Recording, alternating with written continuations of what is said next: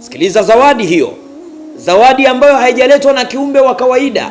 Zawadi inaletwa na malaika Jibril alayhi salam, zawadi ambayo ukishika kwa magego tukakaa pamoja kumwomba Allah tabaraka wa taala na dawa nitakazozieleza siku ya leo, basi inshallah utarejesha kila kilichokuponyoka. Kazi yako itarejea, mke au mume atarejea, shughuli zako, biashara zako zitarejea, na wale walioghibu mbali na maisha yako watarejea, na wale ambao hampendeki, kuna watu wananuksi mpaka hawapendeki, inshallah mtakuwa na mapenzi kwa watu na watu watakugombanieni, kwa sababu unapopendwa ndipo khairi zitakapokuwa zinakukimbilia. Mtaji ni watu, na inshallah watu watakuwa ni mtaji wako. Kuna dawa ambayo inaitwa At-Tamkin. Hii dawa muhimu sana, na dozi zake ziko 4. Dozi zake ziko 4. Kuna tamkini ya kunywa, kuna tamkini ya kukoga, kuna tamkini ya mafuta, na kuna tamkini ya kufukiza.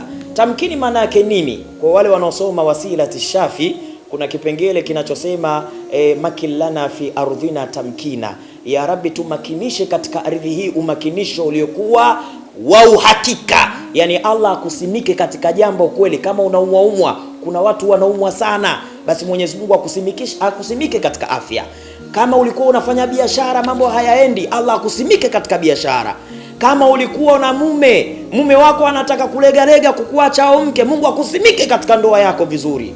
Allah akusimike katika ardhi hii. Tamkina, umakinisho ulikuwa mzuri.